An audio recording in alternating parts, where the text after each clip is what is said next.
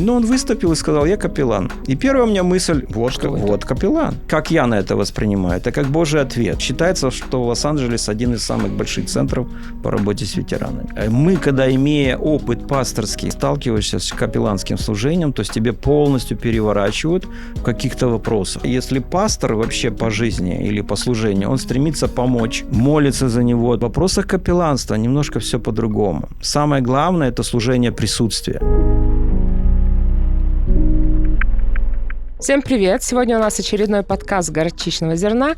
И сегодня у нас в гостях Владимир Залевский, служитель церкви. Володь, расскажи, пожалуйста, если бы ты сравнивал себя с каким-то героем Библии, то кто бы это был? Да, спасибо большое за приглашение. Очень приятно здесь оказаться и попробовать ответить на такие вопросы. Я думаю, что, размышляя над вопросом, кем бы я себя представил, конечно, сложно так, но мне близок Ной.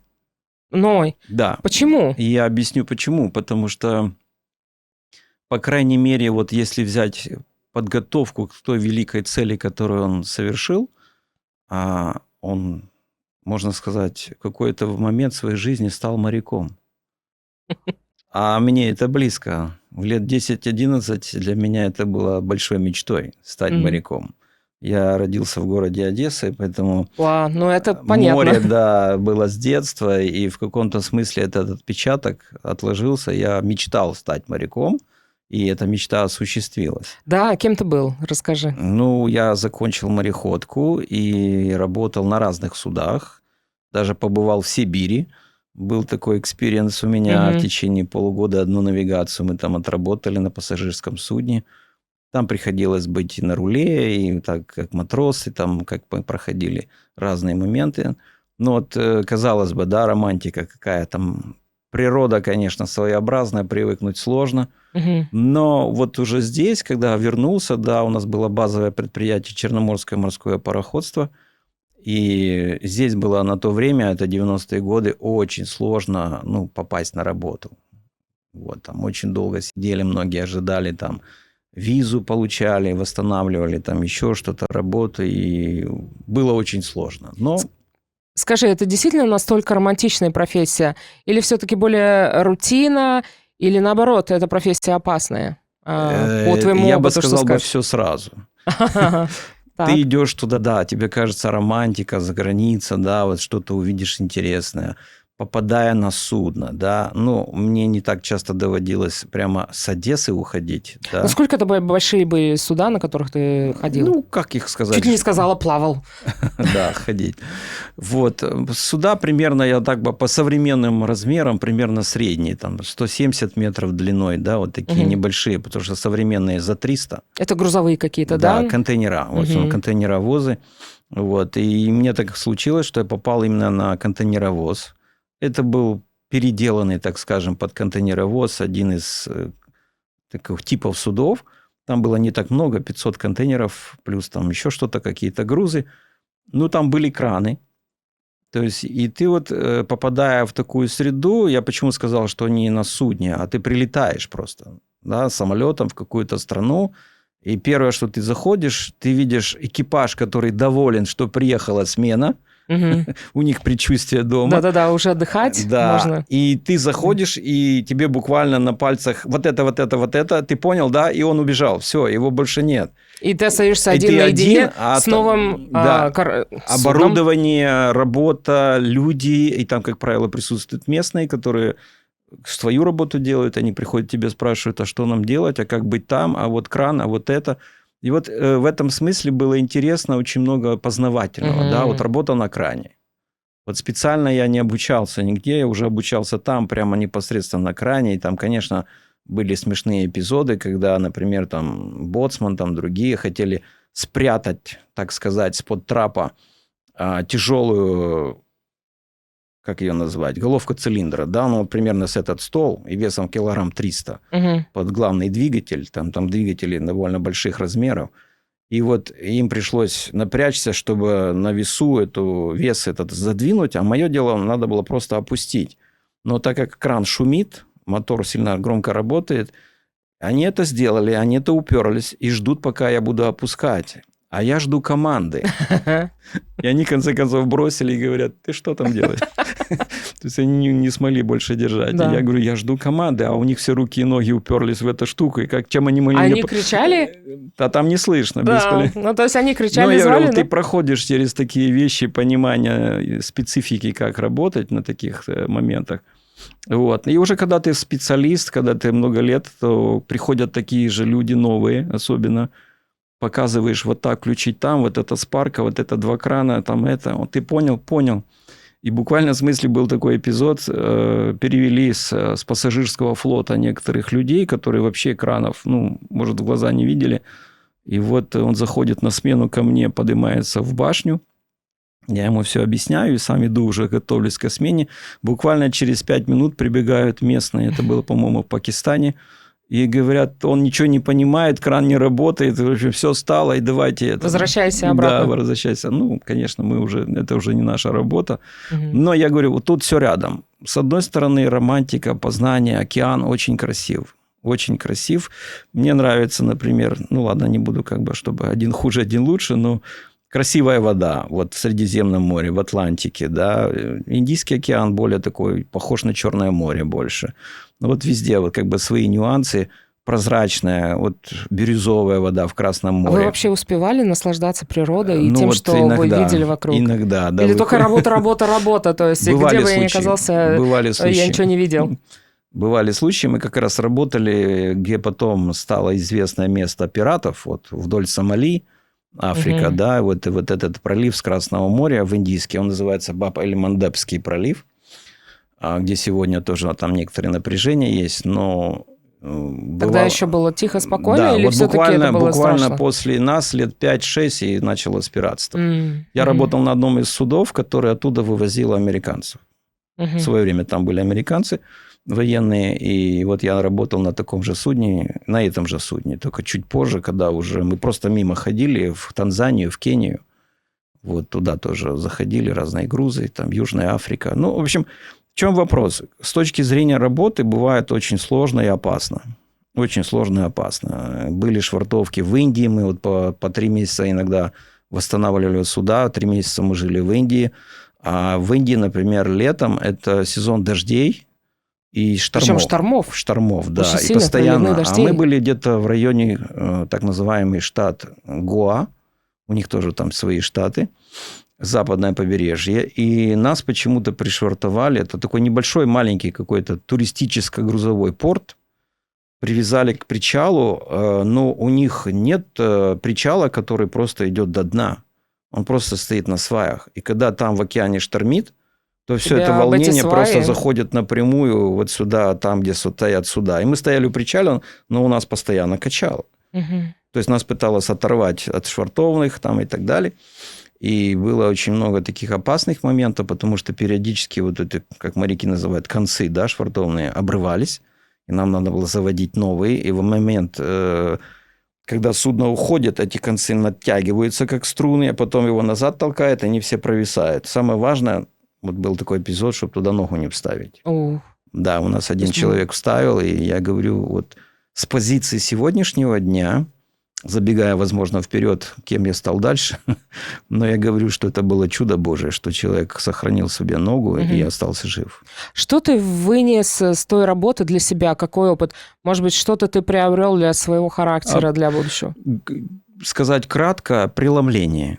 Какое преломление? Да, вот я хотел быть моряком, хотел ходить по океанам, морям, да, для меня это было интересно, познавательно. И тогда, будучи молодым человеком, ты опасности переживаешь по-другому. Но когда, вот опять же, находясь в море, я узнал о Боге, я буквально с ним, как сказать, вот пережил такие моменты интересные для себя, то вот с тех пор я стал понимать или оценивать свою жизнь немножко по-другому, что у Бога был другой план. И, как я понимаю, позже потом понял, что у него был другой океан. Океан не буквальный, а океан человеческих сердец, среди которых тоже надо быть капитаном. А расскажи, что это был за опыт, который, ты говоришь, ты обрел именно во время плавания? Да, это был опыт, работа работать. Да? Вот человек 8 часов отработал, приходит в каюту, Мы жили каждый примерно в самом каюте. Что ты делаешь после работы? Да, вот такое. Почитать, да, можно там на некоторых судах были игры какие-то, спортзалы были тогда, еще можно там в теннис. Телевизоры? Телевизор редко, но в основном такое что-то более-менее спортивное, там теннис настольный, еще что-то можно было поиграть. Кто-то в карты, кто угодно. На этом судне я уже не помню, там, что у нас было в вопросах спортзала. Он, может, и был, но он, может быть, не оборудованный был. Поэтому читал. Взял с собой книгу. Сказать случайно не могу. Очевидно, Божий промысел был в этом, чтобы у меня была книга «Желание веков». Вот, она досталась мне каким-то таким интересным путем. Супруга ходила на программу, а мы ее выиграли. Она выиграла, потому что у меня не было, она выиграла. Я думал, возьму с собой почитать. То есть, это не роман? Нет. Это книга, роман. Которая, как мне говорят, она что-то должна рассказать о Боге, о Христе. И вот что произошло, в течение 3 месяцев моего рейса я начинал ее читать, буквально первую страницу, и она меня так утомляла в вопросах, потому что я не понимал многих вещей, я просто ее закрывал и оставлял. Все. В то же время есть другие газеты, журналы там оставались. Да, была такая, кстати, роман-газета. Да. Была такая роман-газета, и я начал просматривать, нашел пару там каких-то произведений. И они касались восточной философии. Для меня тогда это было неизвестно, что то, что другие. И я стал читать, думаю, что они пишут. А перед этим, или, как сказать, параллельно я еще читал Новый Завет. Просто был маленький сборничек такой с собой взял. И, опять же, мало что понимая, но слова, эпизоды, какие-то истории для меня были более там уже известны. Читая этот роман-газету, я нахожу, что слова совпадают. То есть, я вижу, что в этой восточной философии люди цитируют Евангелие там, или еще каких-то других посланий. И для меня просто, для человека, как постороннего или, как сказать, не вовлеченного ни во что, стал вопрос, а если тут хорошее, какая разница? И я не понимаю, почему, но сегодня этот опыт часто рассказываю, что я как бы помолился Богу, говорю, Господи, дай мне понять, тогда... Если то правильно, это правильно, может быть, то и то читать, или ты мне как-то направишь в этом пути, стоит ли это читать или только это. Да. И я в своей, так скажем, вере, которой сегодня не рекомендую никому повторять свой опыт, я говорю, Господи, пусть ответ от Тебя будет после молитвы, и я хочу открыть Евангелие, Новый Завет в том месте, и чтобы мои глаза упали на один текст, и чтобы будет ответ. Да, чтобы я не бегал, не искал, и пусть это будет без, как сказать, ненужных комментариев и объяснений, вот в этом смысле. То есть, чтобы я не искал потом, как это понять. Прямо ответ. И я так в наивной своей вере помолился и открыл послание Колоссянам 2:8. И там Павел почти дословно говорит, да, не увлекайтесь философией человеческой. Вот и ответ. Все, для меня это был просто, я говорю, Господи, благодарю, ты мне правильно все ответил, я эту роман-газету забросил. И это случилось уже где-то там, наверное, 3-й или какой месяц был, и как бы этот опыт мне подсказал, что Бог говорит, читай меня, да, читай мое слово. И после этого я попытался прочитать «Желание веков», я преодолел этот барьер, который не мог уже в течение 3 месяцев, он мне не давался. И я, можно сказать, увлекся этой книгой. Истории, потому что она, понятно, евангельские истории, много другое. Я находил, это то же самое, это там немножко глубже объясняется. И дошел до главы Голгофа. И там со мной случилось обращение. Сам в каюте никого не трогал, не звал, но я, как сказать, настолько насытился и проникся этой историей, она меня тронула. Я переосмыслил, как сказать, в тот момент, да, жизнь моя, она такая действительно по сравнению с этим ничтожная. Тут такое совершается, а мы живем как-то не понимая этого. И впервые в жизни я молился, можно сказать, со слезами о том, что я просил, Господи, прости меня. Как это потом поменяло твою жизнь? Не сказать, чтобы так сразу. Я вообще удивляюсь призвание меня на какие-то вопросы. Я хочу вспомнить моего наставника, пастор, с которым я... В общем, я могу так сказать. Я однажды, вернувшись с рейса, узнал о том, что моя супруга ходит на библейские курсы. Она изучает Библию.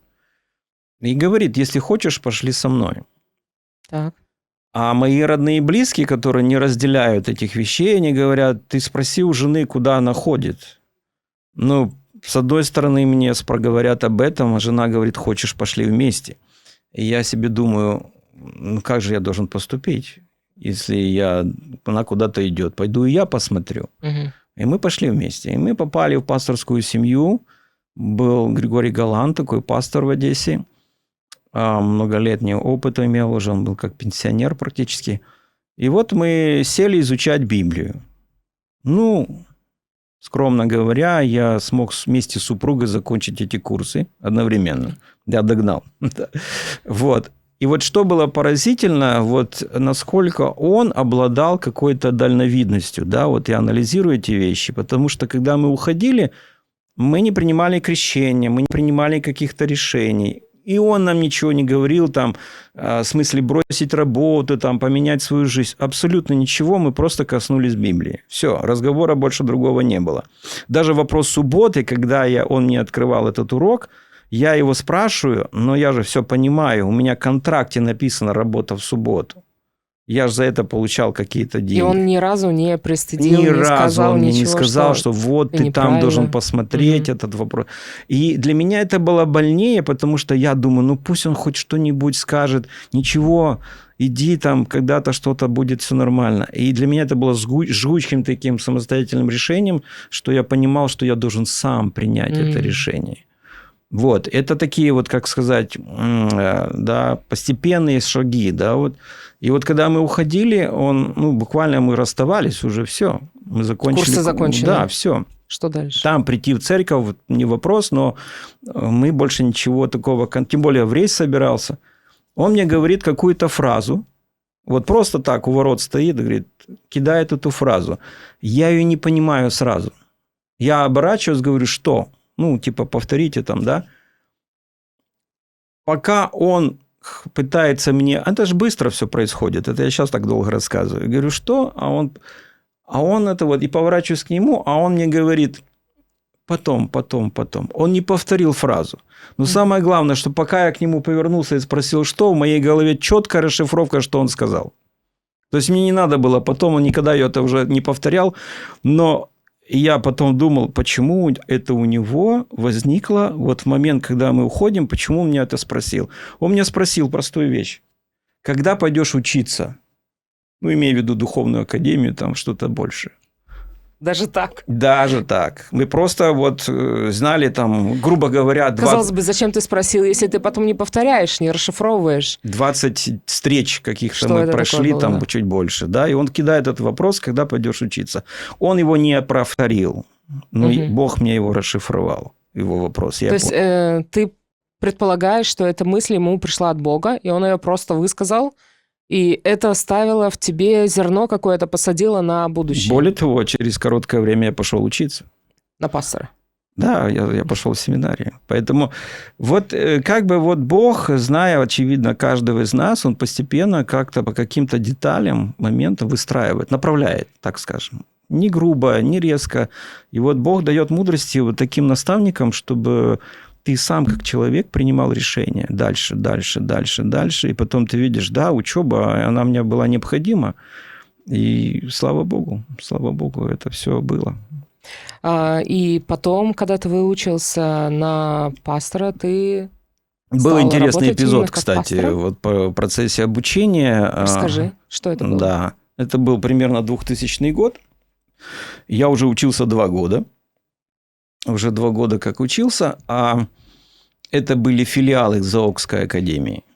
Да, вот и был в Киеве. Когда в Киеве открылось свой университет, было приобретено здание, там чуть раньше, пару лет назад. И вопрос был такой, что кто будет учиться там? И было принято в дивизионе нашей церкви, да, это масштаб Советского Союза, решение, что нужно поднять уровень образования пасторов. Угу. Вот. И в ту сессию, на которую мы приехали, была огромная библейская конференция с приездом таких известных в адвентистской церкви ученых, специалистов. Вильям Шей, там, да, там другие, которые... То есть известные богословы, да, которые... мирового такого уровня. Каждый из них рассказывал, ну, свое исследование там, в области понимания Библии. Это было очень интересно. Ну, а параллельно как бы решался вопрос, кто будет учиться, ну, хотим поднять уровень пасторов. Я не был пастором в тот момент, я был служителем церкви, пресвитером был тогда.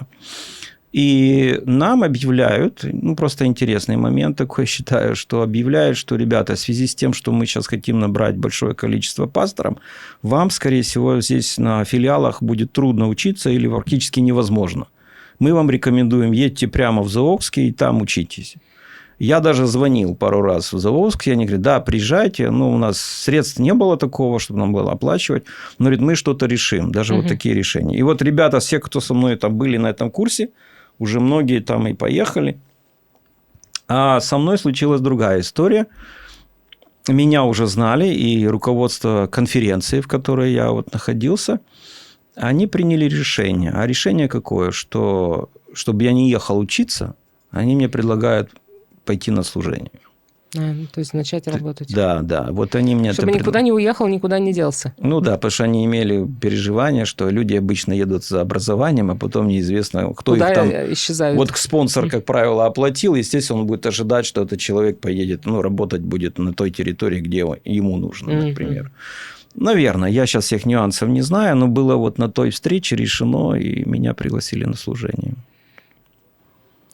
Это неожиданно было. Я не стремился, как бы я еще не понимал. То, что я вам сегодня рассказываю о вопросах, что другой океан у меня стал, да, это вот последствия, как Бог вот провел через все эти вещи, и ты уже это понимаешь. Не жалеешь ли ты, что твоя профессия так кардинально изменилась? Нет, я вижу ее продолжение. Продолжение пути? Да, то есть то было начало, да, вот и как Бог преломляет просто, и Он помогает твою жизнь рассмотреть с точки зрения уже, насколько можно, Бога. Не просто твоих желаний, да. И ты видишь, что Бог тебя ведет. Но сейчас ты уже... Ты спросила, на кого я похож? На Ноя, потому что Ной был моряк в каком-то смысле, хотя он находился внутри, и мне уже это близко. Ты строил корабли? Да, он строил корабли, а я на них работал, поэтому мне уже это какие-то вещи понятны, что он переживал, что он там чувствовал, находясь там в трюме или где он там был. В общем, это очень близкие понятия, такие вещи. Но сейчас ты уже находишься в США. Сколько лет? 5-й год. 5-й год. И ты опять меняешь свой путь. Да, ну, сказать, что он не меняется кардинально, да, а преломляется, опять же. Что это за новый путь? Новый путь. Что ты... Ну, здесь, как все примерно, кто сюда приезжают, проходят примерно один путь. Какой? Человек приходит, и все говорят, мы обнуляемся, да, вот неважно, кто ты был там, кем ты был, что ты... начинаешь жизнь заново как бы в с нуля, эмиграции. да. И вот здесь очень много сложностей. Конечно, пройти через это, особенно... как вам сказать, адаптация должна пройти, да, и вот многие дни, проходя через это, ты себя ловишь на той мысли, что, а кем ты можешь быть, да, и вот понятно, что ты молишься, ты с Богом, ты уже верующий человек много лет, но ты не видишь тех, может быть, желанных результатов, которые ты ожидал бы от себя, да, и вот здесь ты начинаешь понимать, что тут ты должен понять культуру, да, где ты находишься, да, как оно тут все работает, да, вот ты должен войти в это, да, потом увидеть, куда ты можешь пойти. И вот у меня буквально с первых дней было, ну, понятно, я, допустим, не могу пойти пастором в какую-то общину. Вакансии, хотя предложения были разные, но язык, там, еще какие-то вопросы, там, и вот как-то, возможно, где-то я пытался найти себя, да, где я могу дальше работать. Вот. И случилось так, что я увидел, услышал, уже не помню, когда первый раз, но вопрос служения капелланов. И вот здесь вот для меня стало интересно, хорошо, а как стать капелланом? Да? Вообще, что это за профессия? Мог бы ты немножечко рассказать? Что это? Я хочу сказать, что вот Бог, учитывая, вот, может, какой-то там полгода, год вот таких молитв, посылает к нам одного человечка сюда, капеллана, кстати, да? И когда он выступал, просто, я не знаю, ну, его пригласили для этого, как там все было, но он выступил и сказал, я капеллан. И первая у меня мысль, вот капеллан. Вот. Как у него спросить, что нужно и как. И у нас тут были ребята в церкви, которые тоже имели пасторский опыт. Я подошел с этим предложением буквально в следующую субботу. Я, к сожалению, не успел поговорить с самим капелланом, он как-то быстро уехал. И буквально в следующую субботу я говорю с нашими ребятами, пасторами нашими, которые служили на территории нашего огромной церкви, в дивизионе. Они говорят, я тоже об этом думаю. Я говорю, так что думать? Вот был человек, почему бы нам не позвонить, не спросить? Мы буквально в этот день звоним, и он нам говорит, хорошо, приходите, мы будем рассматривать вашу учебу и все такое. То есть, как я на это воспринимаю? Это как Божий ответ. Я молился, мне начинают предложения, такие. Мы ничего не понимаем, что это до конца, как это будет. Мы просто идем. Приходим, общаемся. Человек нас водит по своим подразделениям, где он осуществляет свое служение. Он объясняет какой-то уровень. А скажу, это ветеранский такой корпус, это ветераны, люди после войны. И мы попали в такую структуру. И он нам показывает корпуса. Вот это здесь, в Лос-Анджелесе, оказывается, самый большой такой центр по работе с ветеранами. Около 1 миллиона человек. Нету в Америке больше такого накопления ветеранов. 1 миллион человек – это именно ветеранов? Ветеранов здесь, которые нуждаются в том или ином поддержке, помощи. Эти 1 миллион, они именно в этом центре живут? Или они просто по Лос-Анджелесу разбросаны? По Лос-Анджелесу, да, и в этом центре. В этих центрах больше живут люди, которые не имеют собственного жилья или еще что-то, вот такие. А те, кто имеет дома, в общем, считается, что Лос-Анджелес один из самых больших центров по работе с ветеранами. И мы, конечно, заинтересовались. Потом нам объясняют все тонкости и трудности этого процесса. Оказывается, надо закончить 4 юнита, да, и там в этих юнитах это Можно, если сравнивать с нашей системой образования, можно ли сказать, что юнит – это что-то типа семестров? Да, можно, да. Ты берешь определенный курс, он может быть 3 месяца, а может быть 6, один курс. В зависимости, ты берешь или полный рабочий день, или частично. Сама суть, что там в каждом юните подразумеваются некоторые часы, которые ты должен иметь клинического опыта. То есть, клиника, да. То есть, это именно практика, да, не госпиталь теория. Или еще что-то, неважно. И там не так сильно заостряют, где, но именно непосредственно работа с людьми, да, оказание этой духовной помощи. И здесь работа еще, этот процесс обучения связан с тем, что ты, проводя беседу с человеком, потом в группе обсуждаешь свой кейс, да, ты говоришь, представляешь без имен, будем так говорить, человека, с кем ты общался, и рассказываешь его проблему, и как ты вел себя, да, проявил ли ты себя как капеллан. И вот здесь очень большое отличие было от пасторского образования. Так, подожди, давай немножечко откатим назад. Да. Что вообще такое капеллан? Что это такое? Я знаю, что вроде бы капелланы встречаются в армиях, в военных частях, и вроде бы как это то ли служители, то ли не служители, то ли духовники, то ли что-то другое. Объясни, что это вообще такое? Если не вникать в детали, здесь в Америке это уже лет 200. Очень, древняя такая, необходимая для общества профессия, служение. Самая древняя другая. Не-не-не, то древнее. Так, хорошо. И она во время войны еще разных, этих проявлений. И сегодня это сфера школа, детские, взрослые какие-то подразделения, госпиталь, тюрьма, это пожарная служба, полиция, это везде. К примеру, как рассказывали такую статистику, в полиции, это было несколько лет буквально, говорили, что в год, так случается, что могут погибнуть 50 полицейских в ходе выполнения своих каких-то прямых обязанностей, стрельба или еще что-то. Он говорит, при этом есть другая статистика, что люди, например, могут закончить жизнь самоубийством, и их количество 150. Те же полицейские. И то есть они не во время исполнения служебных обязанностей погибают, но они все равно заканчивают свою жизнь по каким-то другим причинам. По каким-то, духовным, жизненным обстоятельствам это случается. И такие вещи востребуют такого человека, который был бы с ним рядом, в его подразделении, знает, с чем они как говорится, имеют дело, в то же время мог бы помочь ему переживать свои личные там или какие-то другие переживания, да, какие-то обстоятельства. Можно ли сказать, что тогда это аналог пастора? Да, священнослужителя. Да, но роль совершенно немножко другая. Вот не то, что немножко, абсолютно другая, потому что мы, когда, имея опыт пасторский, да, вот пришли в эту профессию, мы были, ну, как сказать, перевернуты в каком-то смысле. Вот своего восприятия служения пастора, когда ты сталкиваешься с капелланским служением, то есть тебе полностью переворачивают в каких-то вопросах. Поэтому цели разные.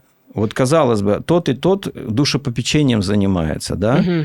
Но я вот просто скажу, да, если пастор вообще по жизни или по служению, он стремится помочь человеку, вот лично он помогает, да, молится за него, там, давай то. То есть, как бы спасение человека во многом зависит от инициативы самого пастора. Что пастор для этого человека предлагает, там, давай то сделаем, давай им то.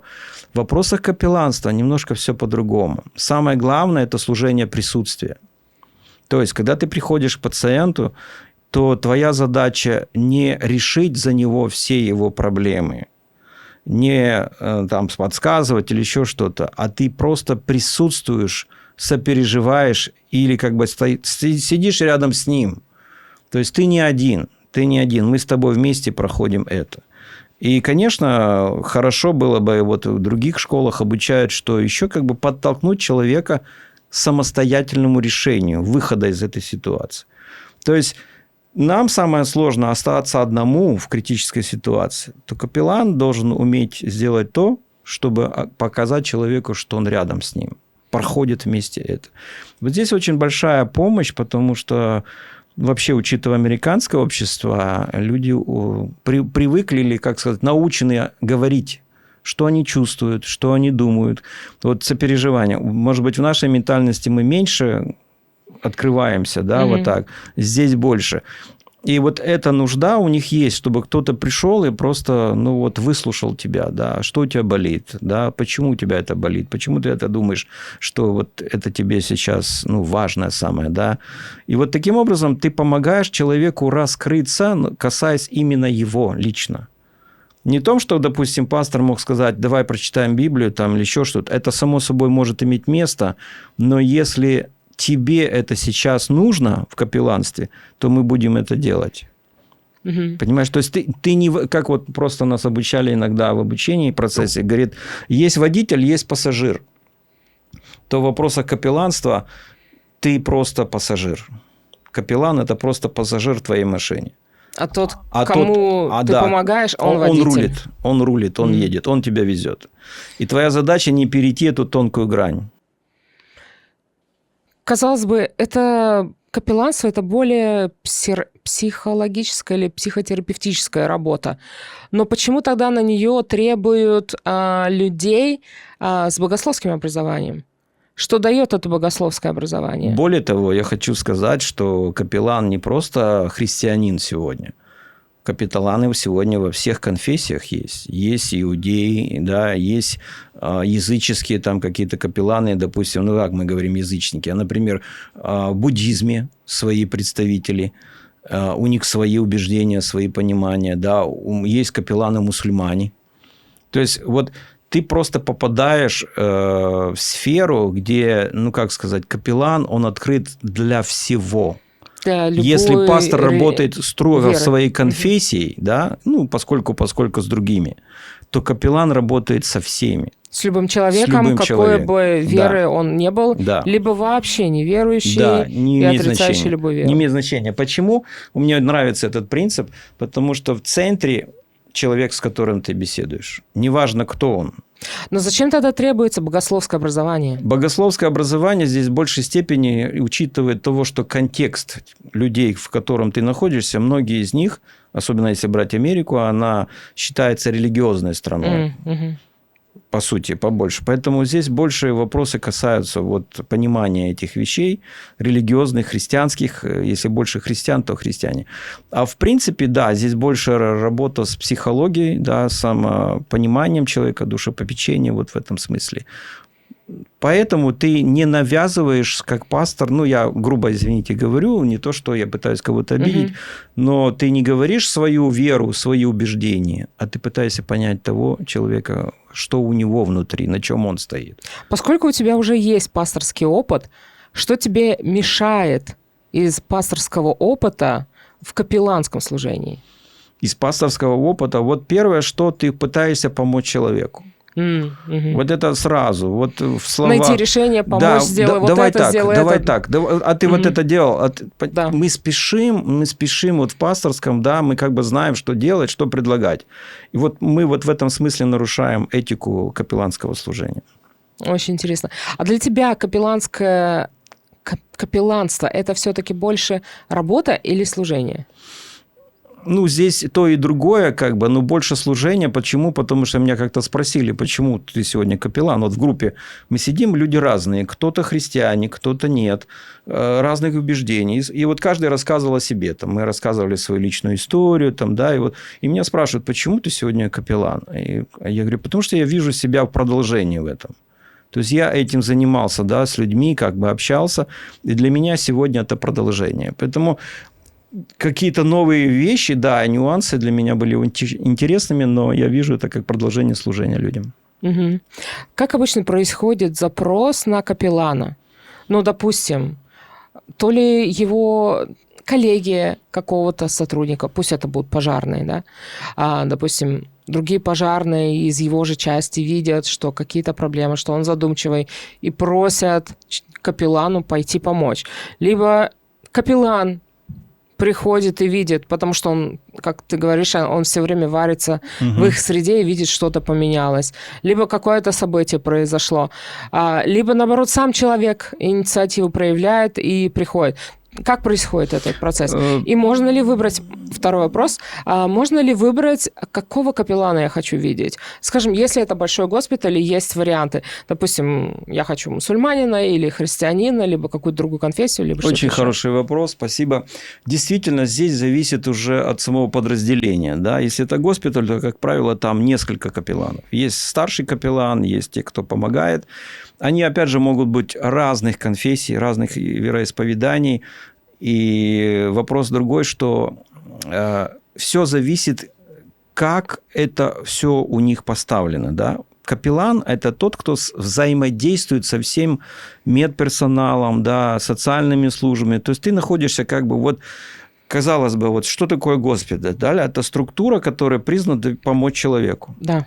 И вот все подразделения, они как бы здесь, почему там есть тимбилдинг, да, собрание команды, которое решает, что мы можем сделать для этого пациента. И в одних случаях капеллан не идет к пациенту, пока не узнает, что предыстория. Да? Вот как мы видим, даже доктора заходят, они читают история болезни, да, там, что было. То же самое здесь, ты начинаешь немножко представлять, с чем ты или с кем ты столкнешься, да. Проявления людей бывают разные, бывают агрессивные, бывают, ну, кто знает. Поэтому здесь очень важно работать в команде. Работа команды, которая направлена на помощь человеку. Поэтому здесь вот бывает как? Ты приходишь, ну, вот, допустим, по опыту, да, мы шли с этим капелланом, который потом нам оказывал помощь в обучении. Мы шли по разным домам. Там сидят социальные работники, там сидят какие-то охранники, еще кто-то. Всех он спросил, как дела. С некоторыми мы молились, с некоторыми просто поздоровались. Вот я просто говорю, что он идет, знаете, как духовный человек, наставник. Но, очевидно, там так уже принято, и вот так это так происходит. Допустим, в других подразделениях, может быть, у них специально выделена там 5-минутка, да, так скажем, где собирается весь персонал, и капеллан проводит службу и молитву, и просит у Бога там... как они понимают, да, благословение на всех, на их труд на сегодняшний день. Поэтому здесь по-разному, но сама идея, вот сама структура и обучение построена так, как помочь человеку. Ну, то есть, фактически запрос может, как бы, инициация начала этого служения может происходить как раз вот с 3 разных сторон. Бывает и так, и так, и так, и так. И еще больше скажу, что бывает, допустим, ты одной конфессии, да, тебе могут попросить сделать обряд, который производит другая конфессия. И ты понимаешь, что ты не можешь этот обряд сделать. И такие вещи случаются. Что тогда делать? А в этом случае ты можешь говорить, что я приглашу к вам капеллана вашей конфессии, который больше разбирается и поможет совершенно лучше верно, гораздо. да. Более того, есть паллиативная помощь, когда вот в местах, где люди уже доживают свои какие-то... в хосписах. Да, в хосписах и так далее, то там капеллан может даже играть роль, как адвоката, да, как помощника. Человеку нужно обезболивающее, человеку нужно то или другое, и он тут выступает как своего рода человек, который ходатайствует для оказания этой помощи. Это тоже. Угу. Очень интересная профессия. Ты знаешь, я хотела бы поделиться с тобой одной историей. У меня есть знакомый друг, у которого после долгой и тяжелой болезни, после рака, с которой он долго болел, скажем, его отец долго боролся с раком, и главная задача и переживание сына было в том, чтобы отец мог узнать Бога, чтобы он мог стать христианином. И, насколько я знаю, отец все-таки умирает, и нету никаких признаков, сигналов, что отец все-таки принял Бога. Вот что бы ты... Опять же, я говорю про действие, да, но, может быть, ты мог бы что-то сказать, посоветовать, или, я не знаю, либо как пастор, либо как капеллан, что-то утешительное для такого человека, да. Здесь, когда мы берем в центре такого человека, конечно, мы говорим с ним и о нем. То есть вопрос какой, что понятно, что он чувствует, да, вот сегодня о чувствах мы можем говорить. Мы можем спросить, кем был для тебя твой отец? И вот здесь вопрос, когда-то давно нас тоже обучали еще в Заокской академии, очень интересный подход, что горе лечится через разговор. Вот. Но мы всегда тушуемся иногда, а какие же вопросы ты можешь спросить? Вот человек потерял близкого, что ты можешь ему сказать? А не ты должен говорить. Вот это вот кардинальное, то, что другое он должен рассказать. А твоя задача просто спросить и поддерживать эту беседу. И в ходе беседы ты начинаешь понимать, в чем нужда этого человека, да, что ему нужно. И здесь вот даже говорить, если он начнет говорить, что его отец был хорошим для него другом, наставником, многому его научил, мы можем спросить, что бы ты хотел бы еще научиться у своего отца, да, или что бы ты, не научился у него, да, с одной стороны, а с другой стороны, чем бы ты хотел поделиться с ним сам. То есть мы вот эту тему мы можем раскрыть, максимально глубоко. И самое главное, вот человеку будет, очень приятно и комфортно, когда он выговорит свои эмоции. Он уже получит определенную помощь. Вопрос отношения с Богом. А здесь мы всегда говорим, если человек что-то доброе даже, вот такие вещи говорит, да, делает в жизни доброе. Общаясь с людьми сегодня, мы иногда слышим, что вот моя прабабушка, прадедушка был добрым человеком. Я всегда спрашиваю, а кто их научил? Кто их научил? Я говорю, вы знаете, даже если вы вспомните там 5-6 поколение, мы все равно придем к Богу. Потому что в Библии как раз и написано, всякое даяние доброе исходит свыше. И если есть Бог родоначальник добра, то если в каком-то смысле сегодня Бог через это добро проявился в твоем отце, то мы можем говорить о том, что Бог был с ним. Мы не знаем, как это все происходит, но мы знаем, что Бог влиял на его сердце.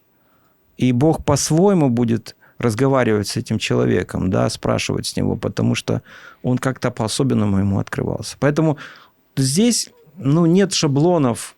Ты с Богом – это как? Нету шаблонов.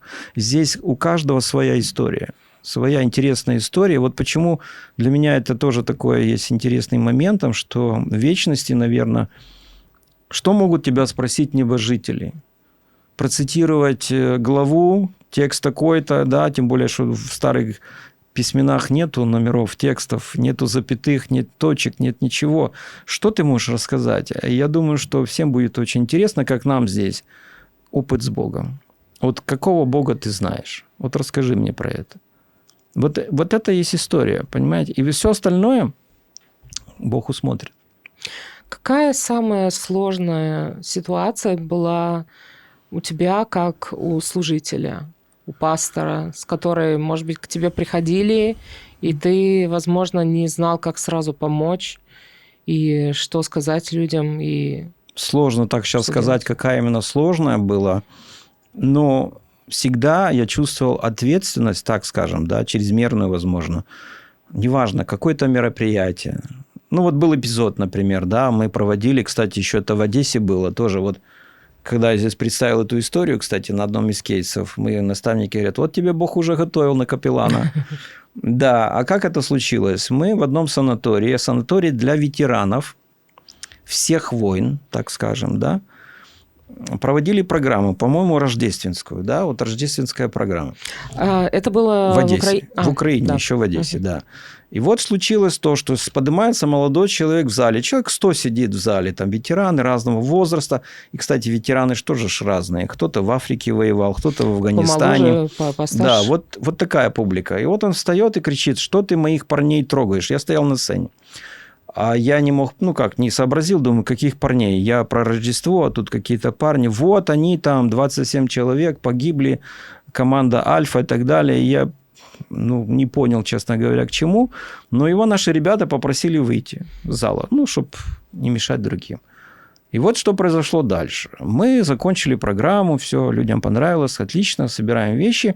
И я на своей машине, у меня там сестры в помощниках, и надо было их домой подвезти. И вот я в буквальном смысле, уже они сели в автомобиль, загрузили аппаратуру, все, уезжать.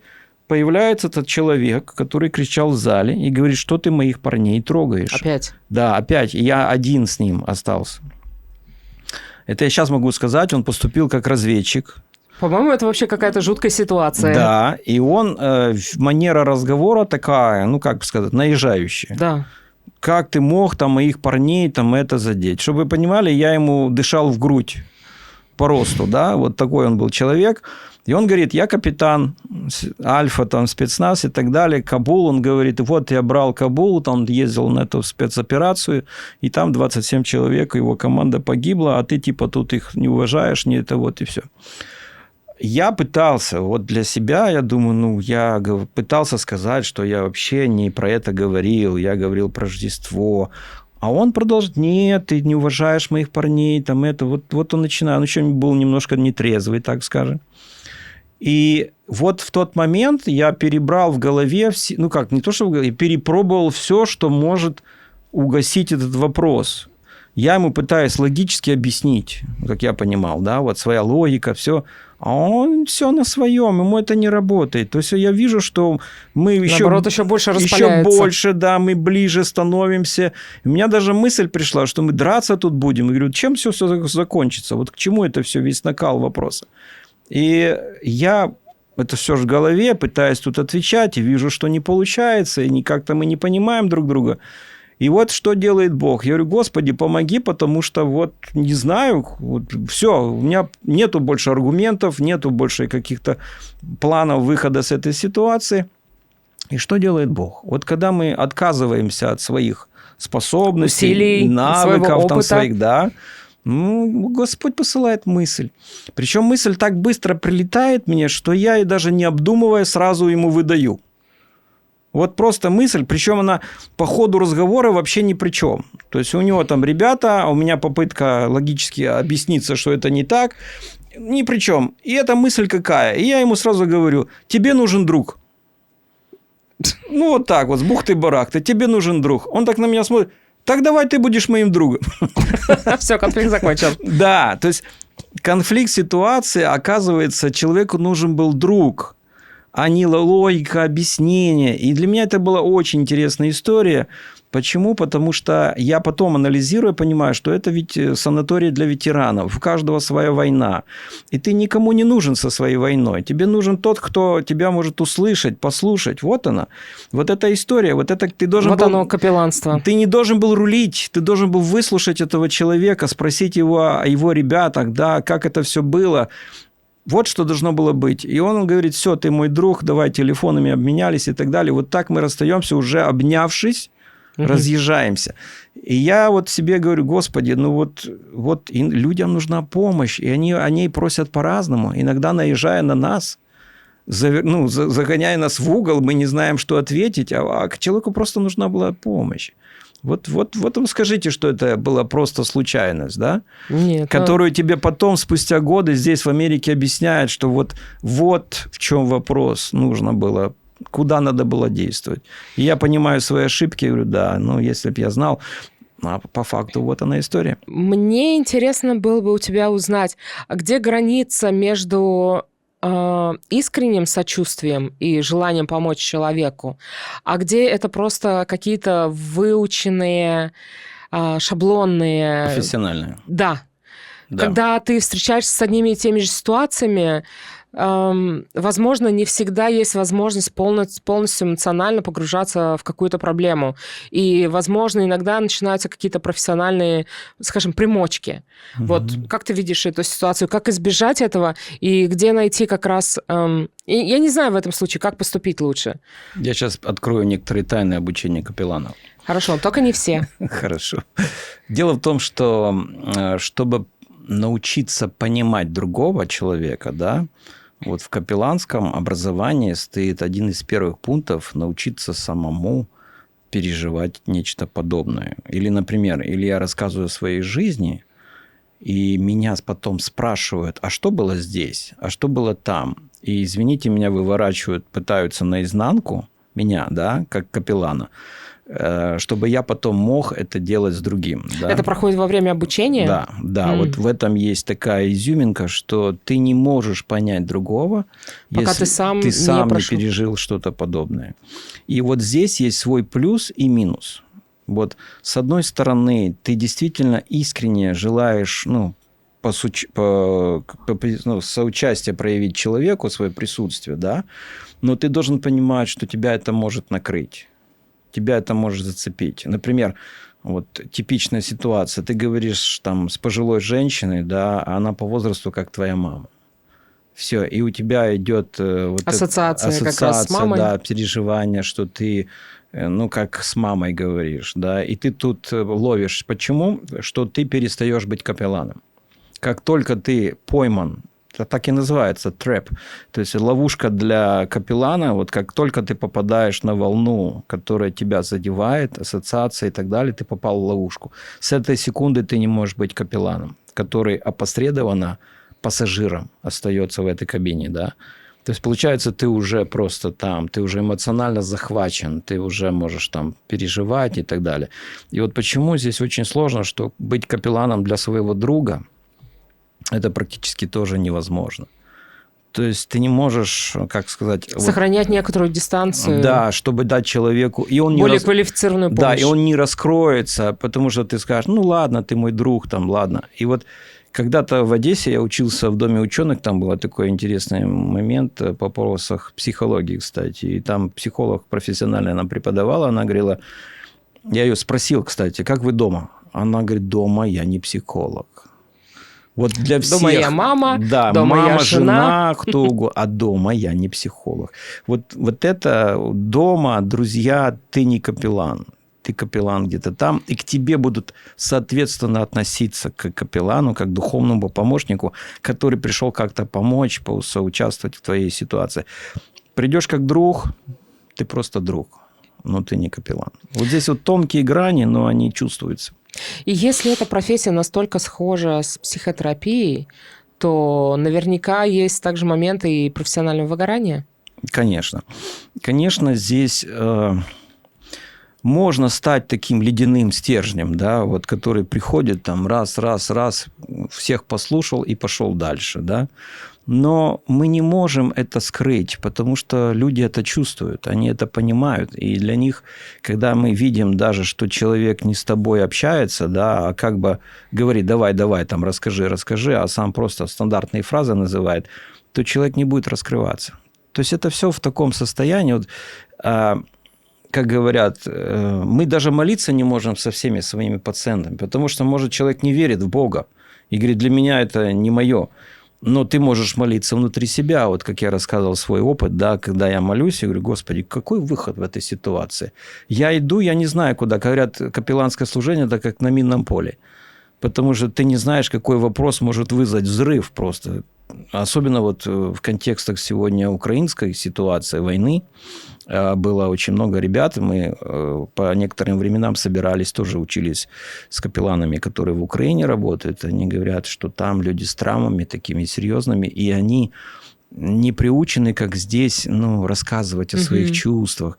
И поэтому любой вопрос, он вызывает, может, раздражение, даже взрыв. Что ты пришел? Мне и так плохо, а ты мне еще тут тревожишь душу. Поэтому здесь вот эмоциональное выгорание может быть тогда, когда ты теряешь...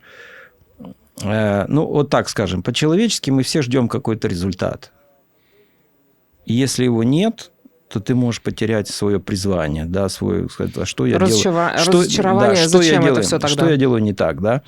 А с другой стороны, когда ты идешь, во-первых, вот здесь очень важная грань, ты идешь с Богом по жизни, капеллан ты, пастор, неважно, но ты идешь с Богом, и Бог тебе навстречу посылает каких-то людей, ситуации, то ты остаешься с Богом и идешь дальше.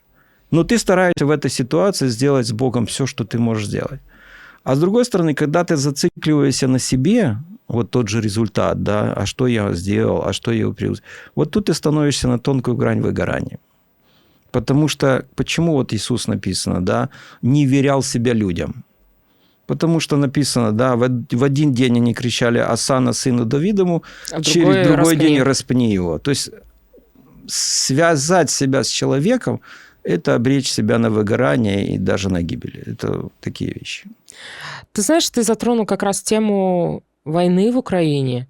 И для меня, наверное, когда я думала о капелланстве и о ребятах, которые находятся на войне, на передовой. И капелланы ведь должны вместе с ними присутствовать. И в том числе поддерживать их перед боем. Вот, скажем, я понимаю, что, возможно, у тебя не было такого опыта, но если бы ты оказался, и, скажем, с твоими христианскими представлениями о том, что война – это зло, убивать зло, грех, то что должен капеллан делать? То, как, может быть, вы проходили, и как это в твоем понимании, как он может помочь людям, скажем, вот через полчаса боя? Что можно сказать, что можно сделать?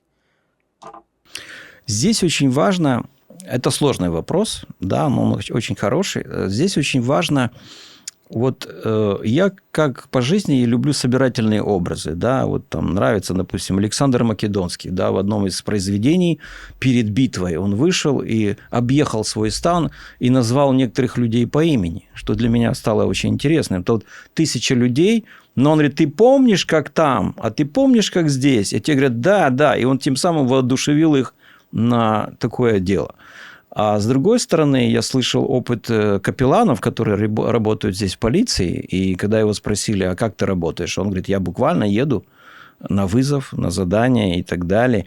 И он говорит, я оказываюсь примерно в той же ситуации, что и такой же работник. То есть он такой же полицейский, так будем говорить, только капеллан.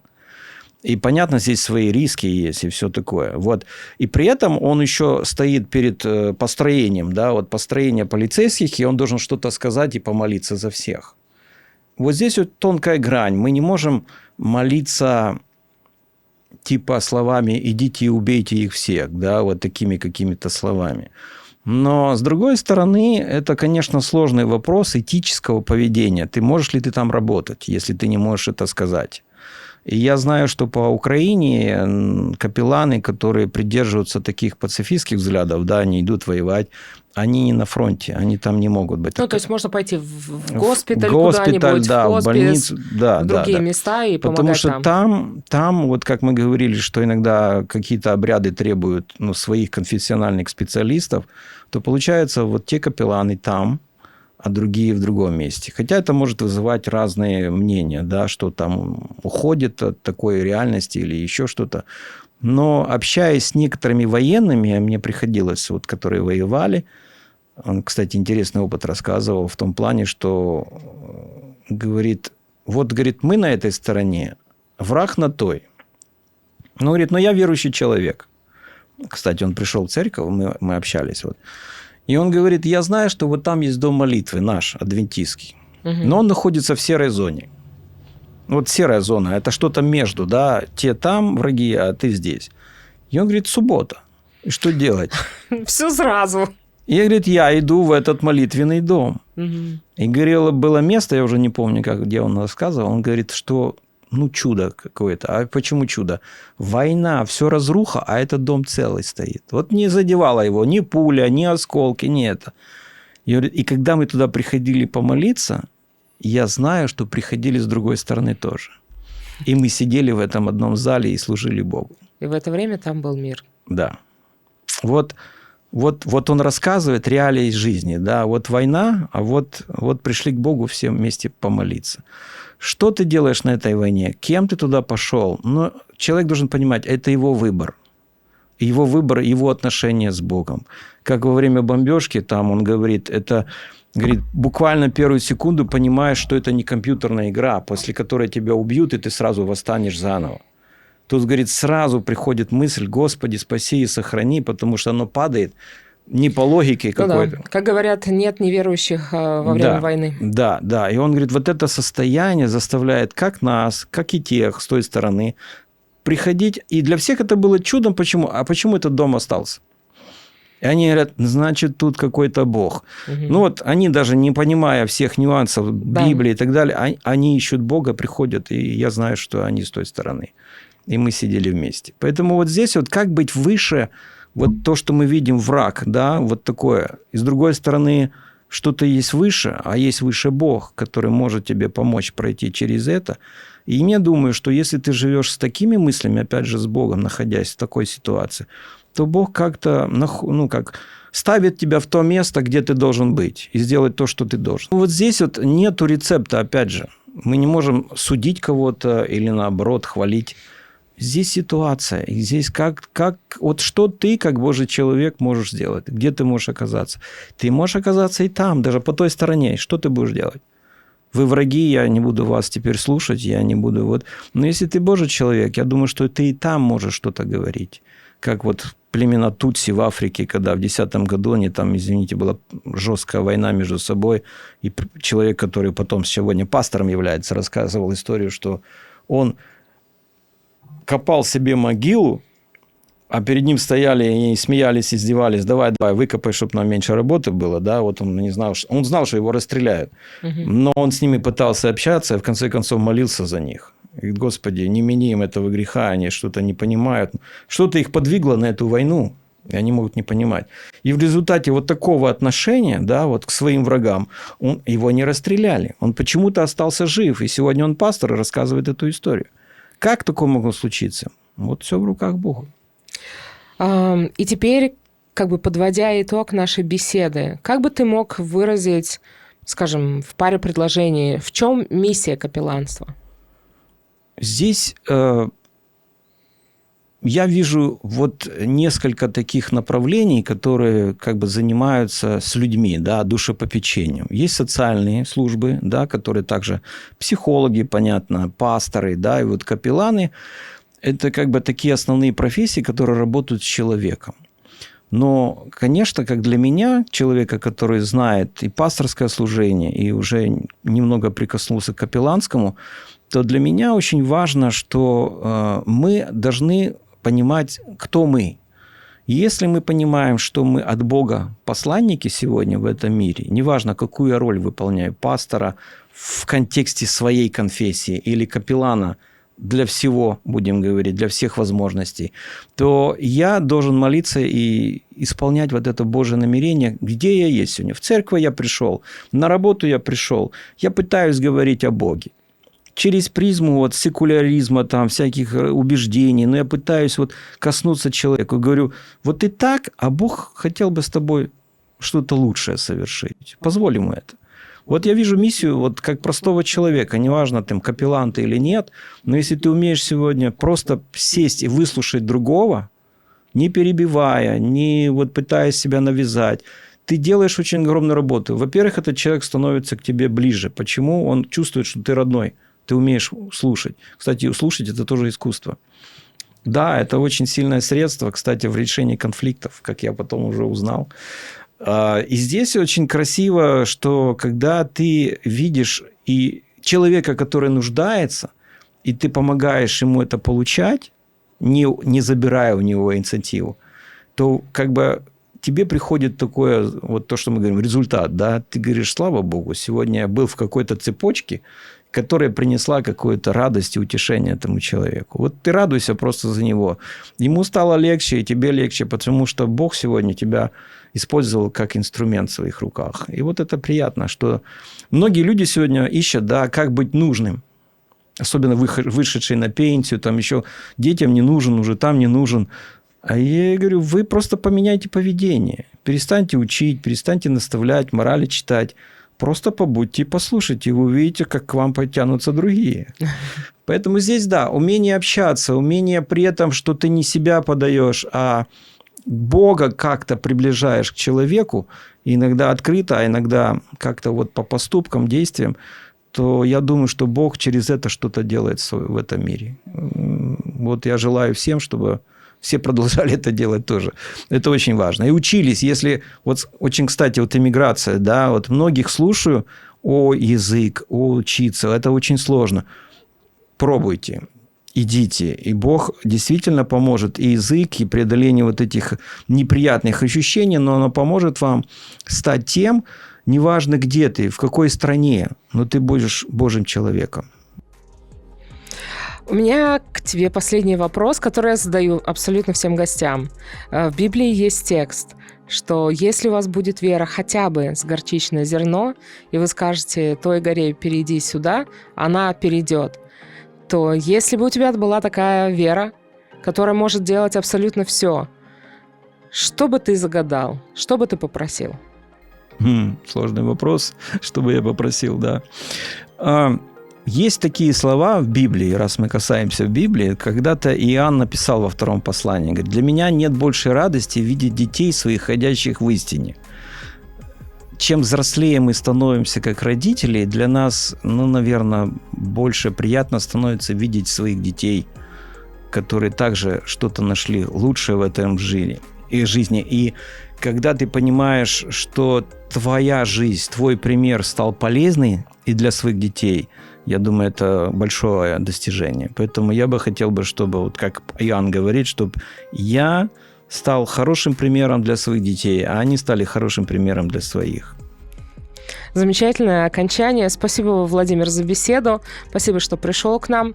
Друзья, всем счастливо, до новых встреч, увидимся. Спасибо, да. Всем успехов и Божьих благословений.